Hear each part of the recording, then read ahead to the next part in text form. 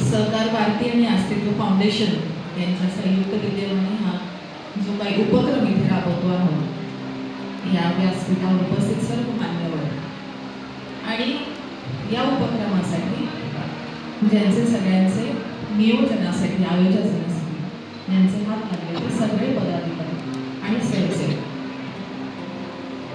आपले देशाचे आदरणीय पंतप्रधान नरेंद्र मोदी यांनी सहकार मंत्रालय हे केले हे तर तुम्हाला सगळ्यांना माहितीच. परंतु हे करत असताना जे काही आपल्या म्हणजे मोदीजींमध्ये आहे की ते अगदी ग्रासरूटपासून सुरू करतात. मुळाशी जाऊन एखादा विषय असेल तर त्यांना ती माहिती करून घ्यायची आणि त्यातला त्यांचा अभ्यास असेल. तर सहकार आणि संस्कार या दोन्हीची सांगड घालूनच हे क्षेत्र अधिक बळकट होऊ शकतं ही त्यांची भावना होती.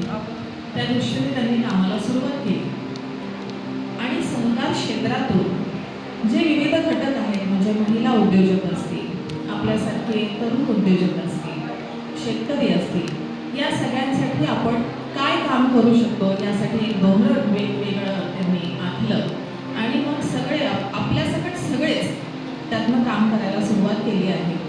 आता इथे आज इतक्या प्रसन्न वातावरणामध्ये आपण सगळे आहोत. इथे 100 स्टॉल्स आपण लावले आहेत.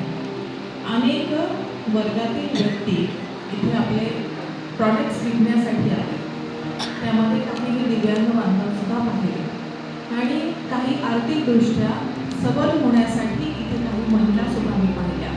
इतक्या आत्मीयतेने चांगलं त्यांना आपलं स्वतःचा प्रॉडक्ट किती युनिक आहे हे दाखवण्यासाठी त्यांची तळमळ.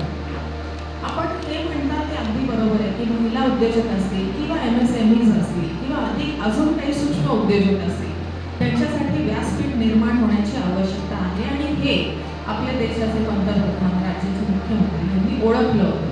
त्यासाठी त्यांनी एक स्वतंत्र खाती केली, तिथे टीम डेप्यूट केली आणि त्यांच्यामार्फत काम चाललं.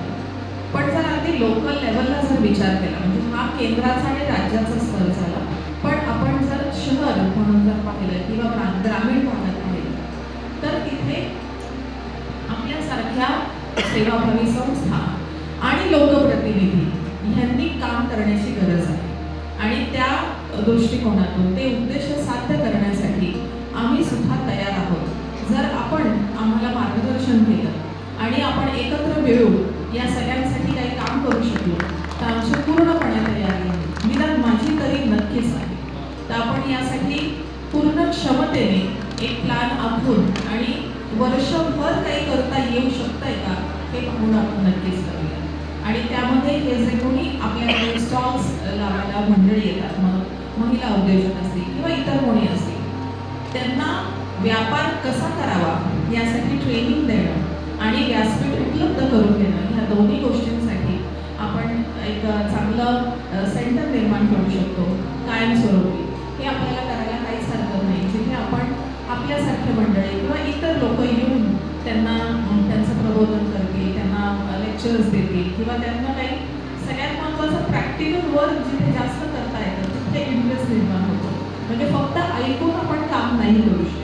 त्यामुळे एक सेंटर म्हणजे स्किल डेव्हलपमेंट सेंटर असलं पाहिजे जिथे या गोष्टी आपण करू शकतो. अनेक असे स्किल्स आहेत जे आपण वर्कआउट करून त्यातनं आपण त्यांना ट्रेनिंग देऊ शकतो आणि त्यांच्यासाठी रोजगार निर्माण करू शकतो. मला तर अतिशय आनंद होईल जर माझ्याकडनं हे काम होऊ शकलं. आपण कृपया त्या दृष्टिकोनातून पुढे नक्कीच जाऊया.